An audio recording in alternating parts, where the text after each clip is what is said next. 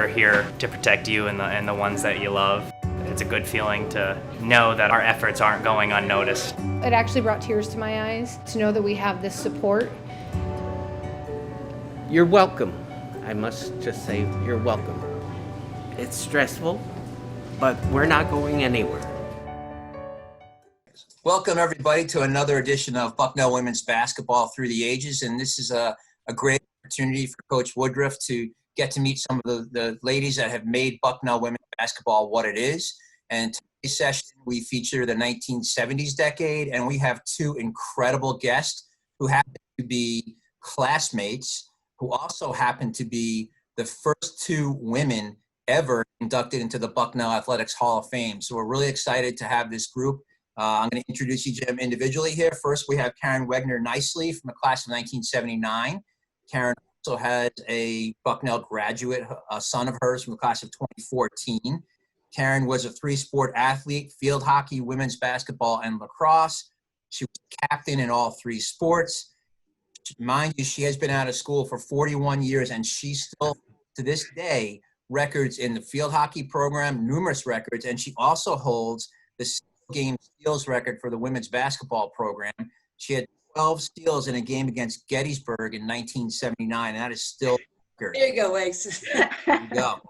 And she, as I mentioned, is a member of the Bucknell Athletics Hall of Fame. Our second guest is Bobby Kasten-Seidel, also class of 1979, and also a Bucknell parent from the class of 2012. She was also a three-sport athlete, the same three sports. I have a hunch these two hung around a lot. Field hockey, women's basketball, and lacrosse. She still holds a single game records for basketball for rebounds in a game, where she had 28 in the game against Mansfield. A lot of rebounds. 77. 28 rebounds in one game. Wow. The single season rebounding average record at 18.7, which she set in 1977. And the career rebounding average of 15 rebounds per game, which is still a Bucknell mark. Her career scoring average of 12.8 points per game still ranks 10th on the all-time list. And as much as to do with Karen, she's also in the Bucknell Athletics Hall of Fame. So, Trevor, we're going to have a lot of fun. I'm going to turn it to you. Well, welcome. It's great to say hello. It strikes me after hearing the number of rebounds, I'm wondering how many of those were Karen's misses? What were my misses? They were offensive rebounds. Nobody boxed me out, I just had to put them back. Yeah, you guys were perfect fit for each other. Karen, shoot them up, you go get them. That's right. Every miss was a pass to you. That's great. Well, I'm looking forward to spending some time, ladies. I want to start by just saying something I've said to all the groups, and that is, as the coach here, our eyes are wide open. Our program, the women in our program, really appreciate all the things that we have, and we know that we really stand on a foundation that was built by many, many people, and the two of you included. And so we appreciate all that you did. I'm looking forward to some stories from kind of pre-Soika, pre what we consider normal basketball uniforms now, all the things that have changed over the years from when you played. So I'm looking forward to that conversation. But thank you. We really appreciate all you did. Thank you for inviting us. Thank you. So here's what we'll do. With just two, it's a little bit easier. We'll just flip-flop who answers first. Is that fair? Mm-hmm. Sure. Okay, great. So, Karen, you'll go first with the first question here. We'll start you off with softball, one of the sports you didn't play. But take us back to the beginning and maybe walk us through the process. How did you end up in Lewisburg at Bucknell? What was your recruiting process? And ultimately making the decision to come here? Well, I don't know if Bobby was recruited. I wasn't recruited. I requested a catalog from Bucknell through the mail, and I saw that it had biology, field hockey, basketball, and lacrosse. So I said, okay, those are the four things I'm interested in. That's where I'd like to come. And then my dad and I came for a visit on campus, I think in April. It had just rained. Everything was beautiful. It was green, and the campus sold me. And I never met the coaches. I never met the players. And the only thing I knew about the program came from a student who was who I was assigned to as like a pen pal kind of person the summer before freshman year. And she happened to be Pam Heller's best friend, and Pam Heller was a year ahead of Bobby and me. And she happened to be the high scorer in field hockey. And I think she was one of the top scorers in basketball and lacrosse too at the time. And so that was all that I heard about the basketball or the other sports too through this chance encounter in the summer.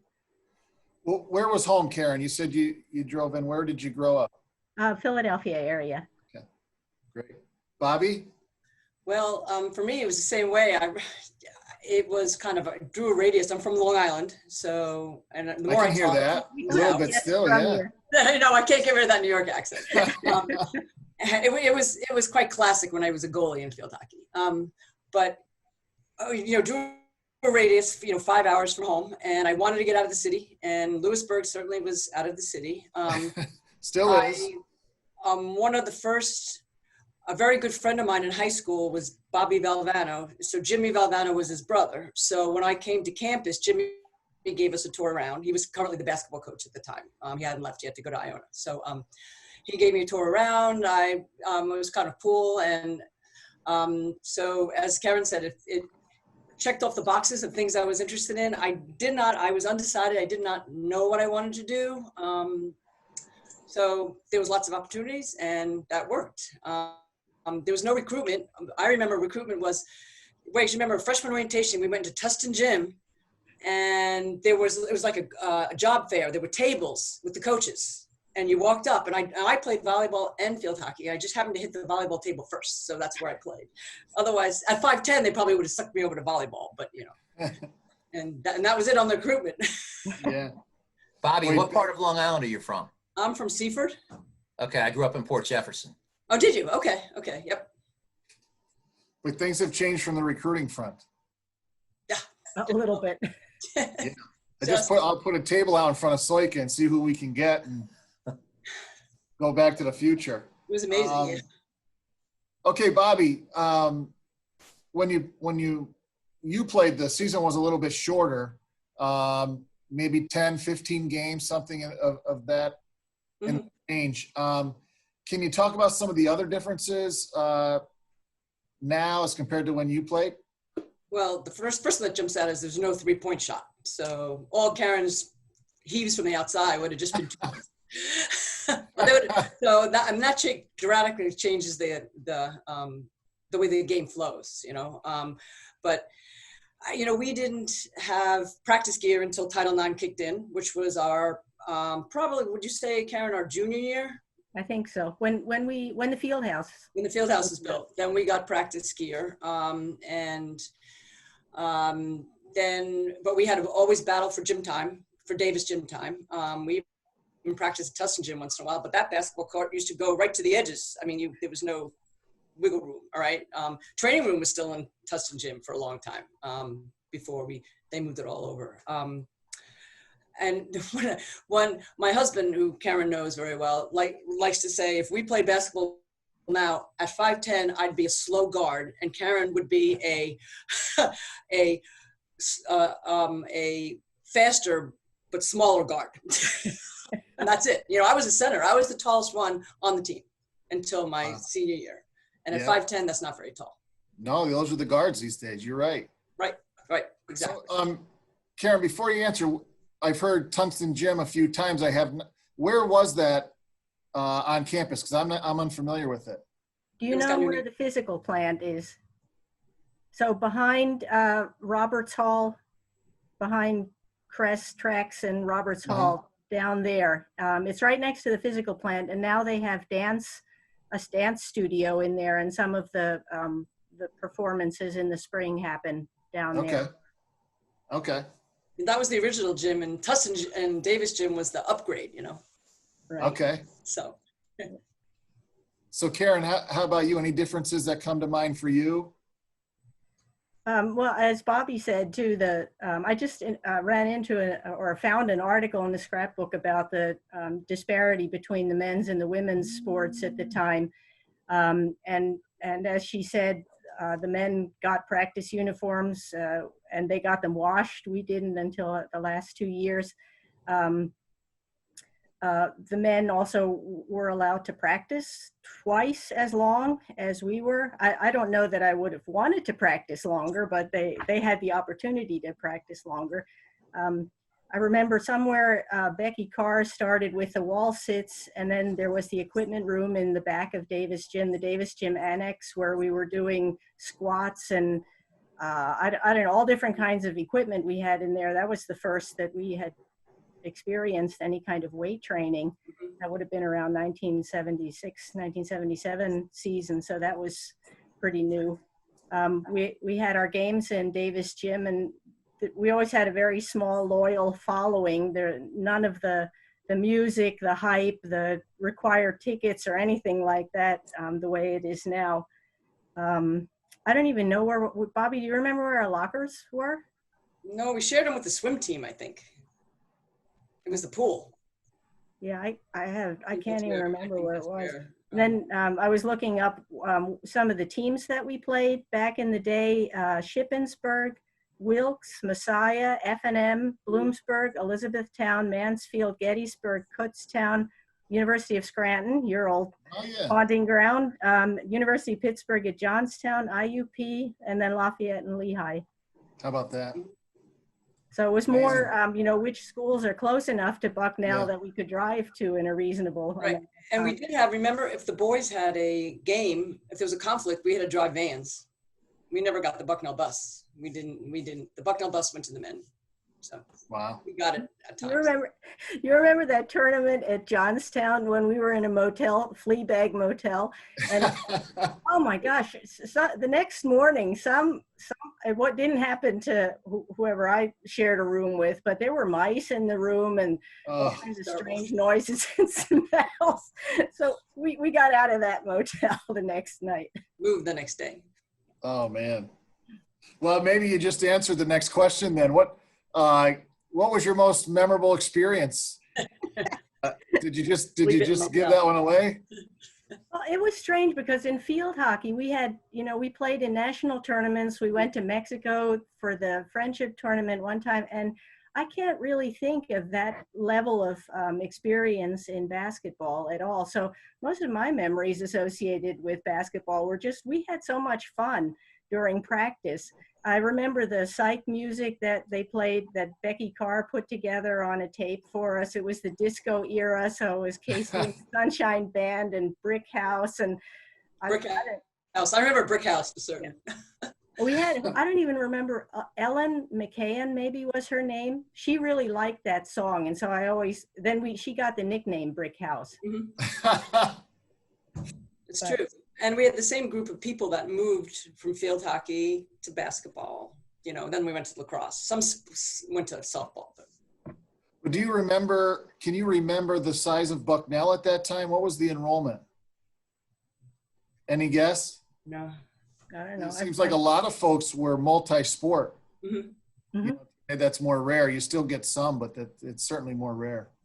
Yeah, we were so happy to get Bobby and Margaret Filio to play lacrosse, because did you used to play softball? I was a softball player, yeah. Yeah, so we were so happy to get them to play lacrosse so that we could have a team. Bobby, any memories stick out to you? I would just echo the same thing that Karen said. I mean, all the traveling we did in field hockey, because we had the opportunity then, but it was. And then, if you remember, Karen, my parents had to actually come to Bucknell to say, you pay for the boys, the men, to go to a national tournament. You have to pay for the girls. And the university wasn't going to pay for us to go to them, because we made recruitment at the time it was field hockey, but recruitment, we went to tournaments and individuals were selected for a Mideast Susquehanna All-Star team, and then a Mideast All-Star team, and then that went and competed for the region in the national tournament. We were not affiliated with D1, so as a team. So, but we had a battle to get the school to pay for us. They did, but it took a little parental input. Yeah. I didn't know that your parents did that. No, they did came in, yeah. Oh, 'Cause I awesome. worked 2 jobs too, so they kind of pushed, they said, come on now. Well, looking back, Bobby, you go first, but looking back, anything that you would have done differently in your experience here at Bucknell, whether it was basketball, athletics related, or anything? Absolutely not. No? I thought about that question. I went, no, I wouldn't change anything. I enjoyed all 3 sports. I think that kids nowadays miss 3 sports. They turn, I don't say overtrain, but they train specifically for, and I'm currently coaching now. So I do know it's difficult. And I really enjoyed all 3 sports, for sure. What are you coaching now? Excuse me? What are you coaching now? I coach field hockey and lacrosse. Oh, cool. Mhm. Cool. At Karen? high school. Oh, sorry. Karen, anything you change? You do different? I wouldn't change a thing either. I just had such a great experience on all 3 sports, and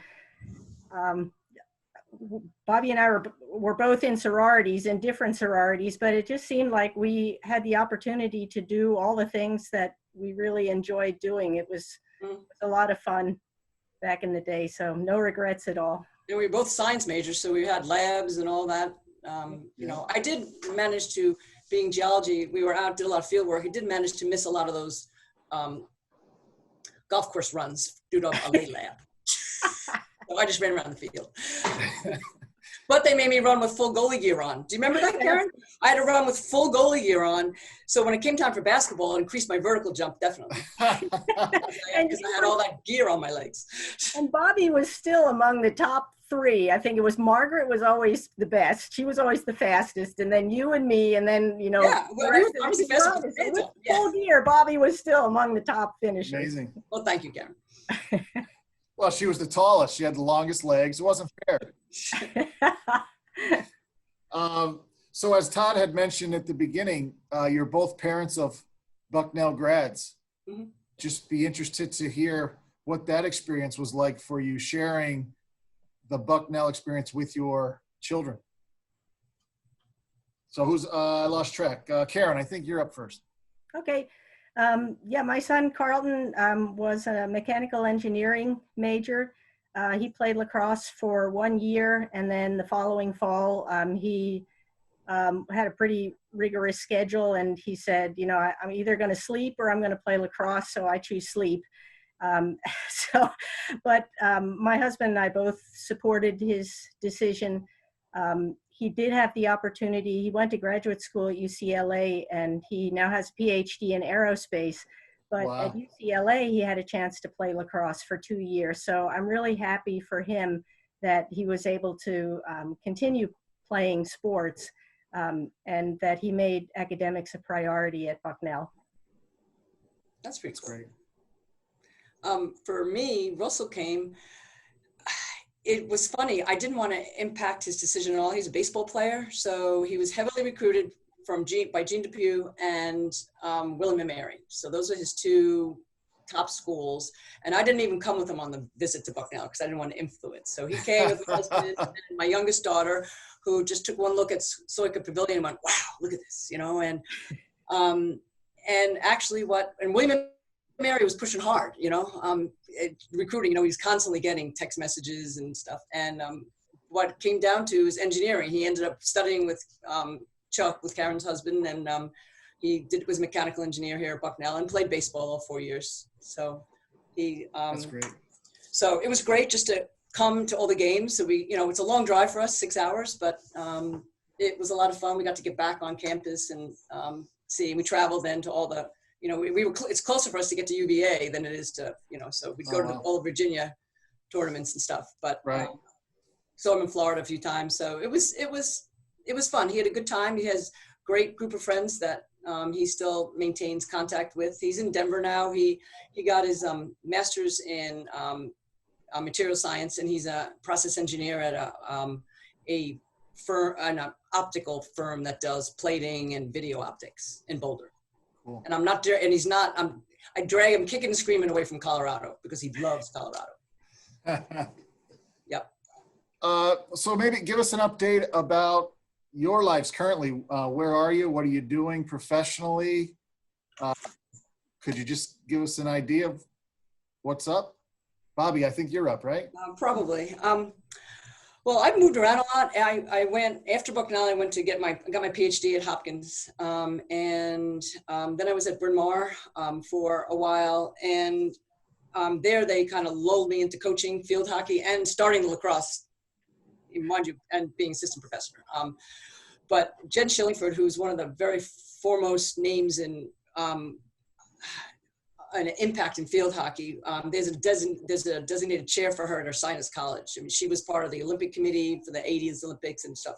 She was the head coach, and she mentored me in, and she was the athletic director at Bryn Mawr at the time. And so dragged me right back into coaching right away. And then a series of family moves took me out of geology, and we were in North Carolina and South Carolina, and we ended up in Ohio. And so now I'm in a high school. I'm the test coordinator of the high school. So I do the ACT, SAT, AP, which is very challenging this year, all that kind of stuff. And I also coach. I've been coaching since I came here. I coach soccer, varsity soccer, girls soccer now.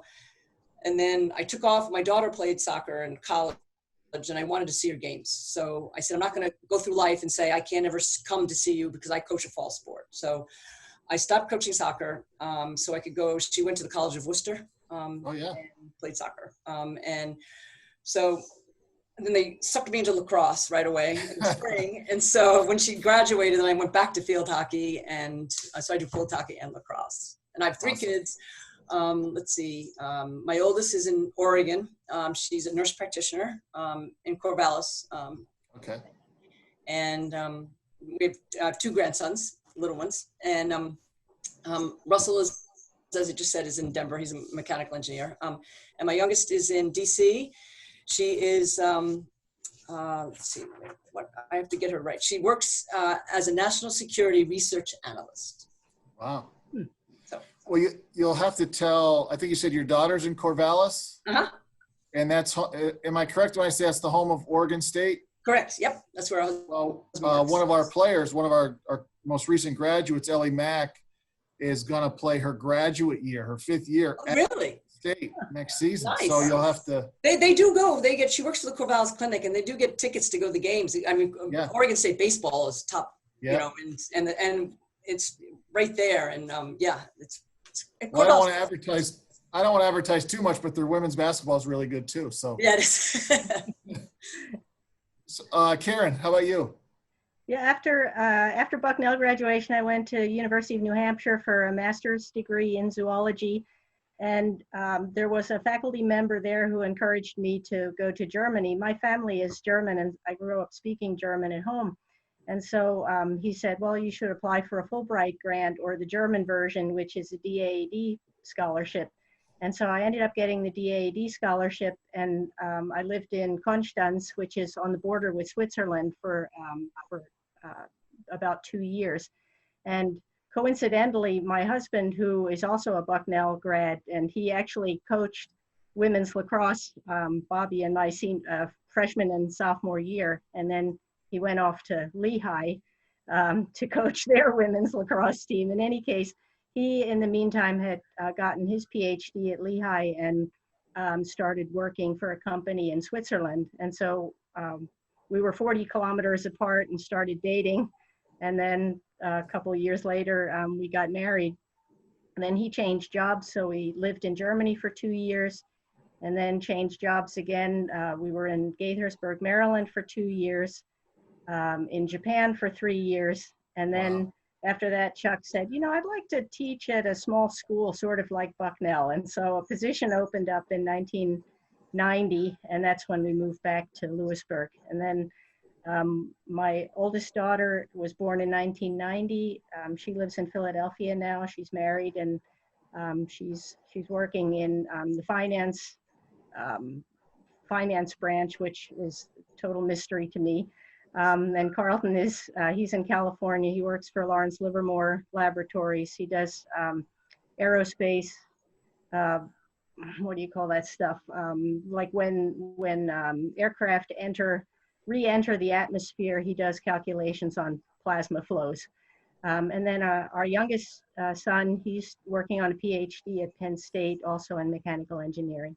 Awesome. And I've been, and my job for the past 26 years has been lab director of core course biology at Bucknell. Awesome. Well, Karen, I was born in Germany. You were? A little known fact, yes. What city? Heidelberg. Okay. We live in Karlsruhe, which is about an hour and a half south of Heidelberg. Yeah. So we came back. I was an Army brat, and we still am kind of. But when we came back right away, shortly after I was born, so I don't really have any memories. I haven't been back, but I was born in Germany. Interesting. How about that? Okay, where are we? Moving on. I'd be interested to get, and Karen, you maybe are closer to it, but your thoughts on the current state of the program and how it's grown over the years. Well, it's I was able to come to quite a few games this season, and it's really fun to watch the skill level of the players. So I'm really glad that the women are getting the publicity, because they're just so fun to watch. They're really good players. When I look back to how much time we spend, we had maybe 2 hours a day, and if we had a game on the weekend, that was another 2 hours or whatever, plus travel time. I feel like I have mixed feelings about the amount of time the athletes put in now compared to what we did. It seems more like a job now.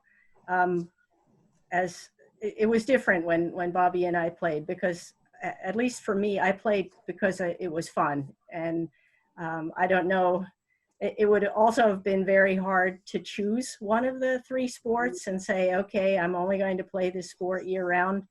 So I'm happy for the improved skill level of today's athletes, but I think I'm glad that I played in the 70s.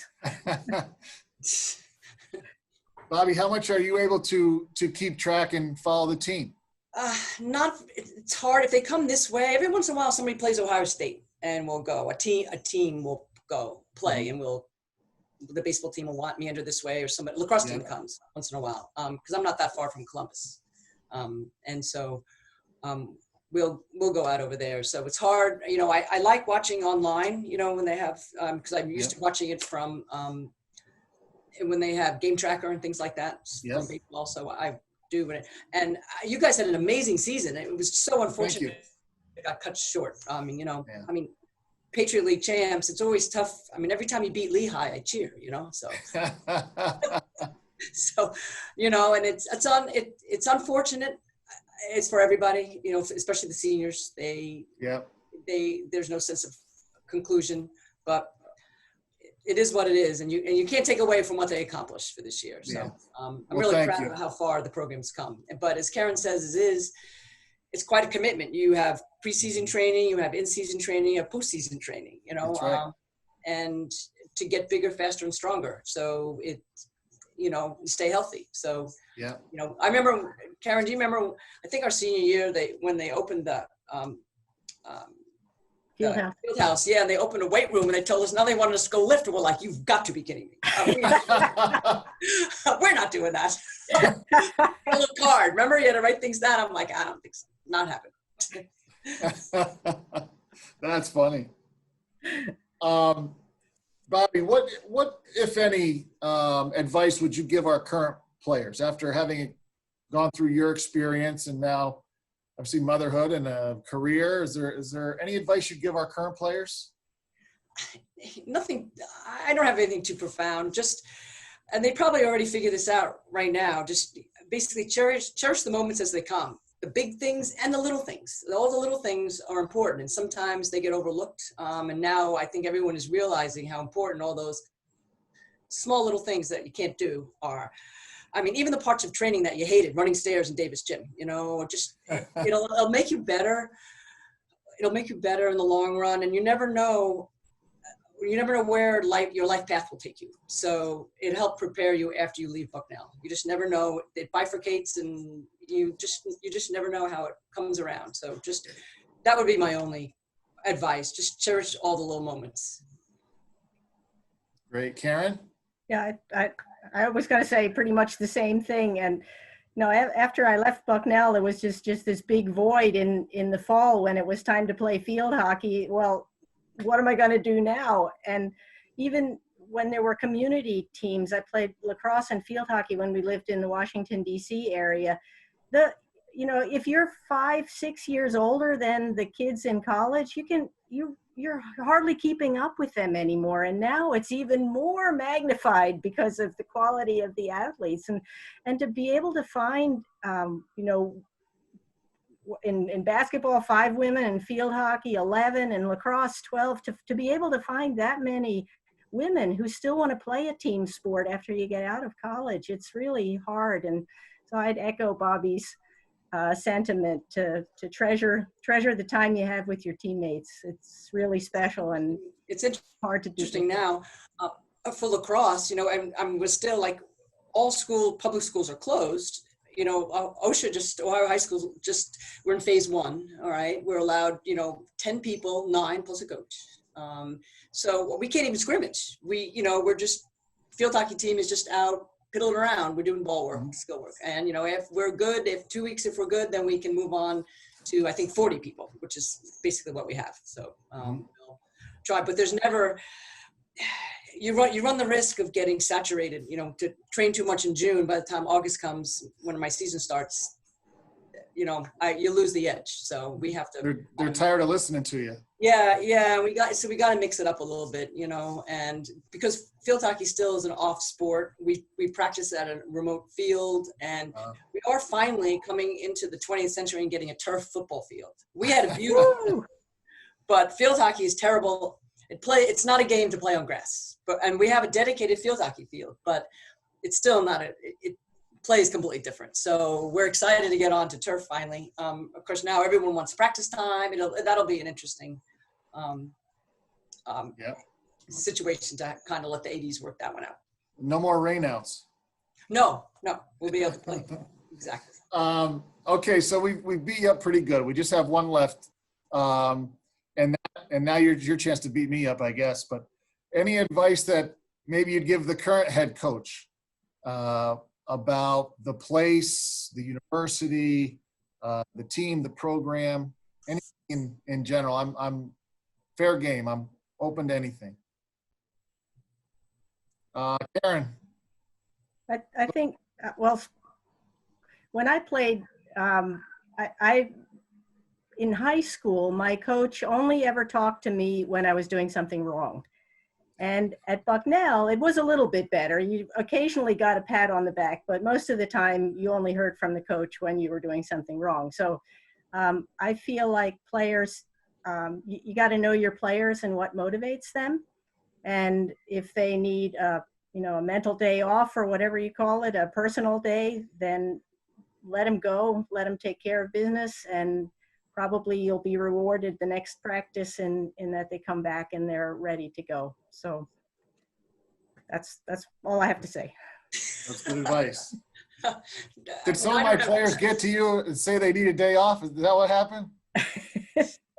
When what? Did some of my players find you and say, hey, tell coach we need a day off? Ty Johnson. Well, she never gets tired, so that's not true. She never gets tired. That kid, she's amazing.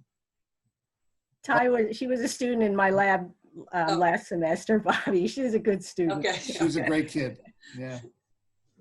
Bobby, go ahead. I echo the same thing Karen says, in terms of being sensitive to the individual players, but I feel every once in a while I need to mix it up a little bit. Let them pick teams in scrimmage. All right. Take the 2 shortest kids, 2 youngest kids, and I line them up, size order, smallest to tallest, or by their mother's first name, and then we'll pick it. And it's high school, but just have a little bit of fun with something, or every once in a while, not, just on an off day. And they're still getting, I forgot last time we did something, but one of the girls went, wait, we're still running as we're doing this. You're right. You figured that out right at the end. And I had a little, and again, it's high school, but I had treats. So I don't know what college level, you don't necessarily give treats, but we had a bucket of candy for the winning team, and that really motivated the girls, I must say. But that would be my only, you have a very intense Division I high-end program, so I do know you have to maintain focus and stuff. You don't want anybody to get hurt doing something stupid. Yeah. But well, we had a pretty competitive game of wiffle ball. See, there you go. That's what I mean.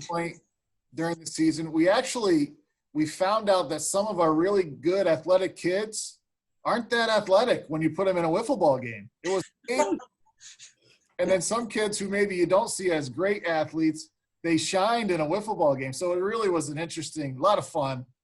And I have found, whether it's fun things or community service things or whatever, if you can create opportunities for shared experiences, those are the things ultimately that you remember.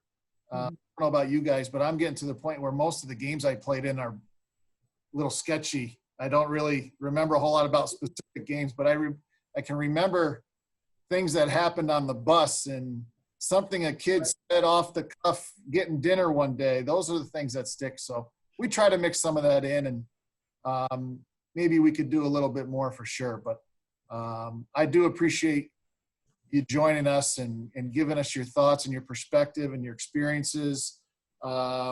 Wish you all the best.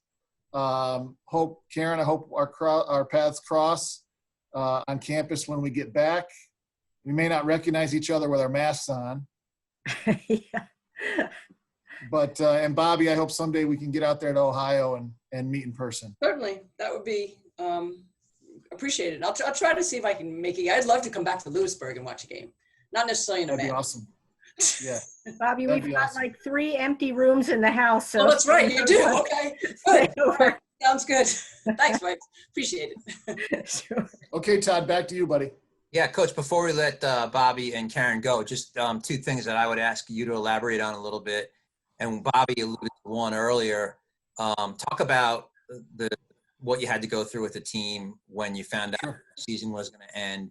And then on a more fun note, one of the things you do with the team after a victory on the road, what do you do with your team on the road? Sure. So obviously you had mentioned such a difficult end to the season. Really the abrupt nature of it made it very difficult. We actually had just left the practice floor. We were preparing for the conference semifinal game, which was going to be later that night against Holy Cross. They were actually here in Lewisburg in a hotel waiting for the game when they got the news.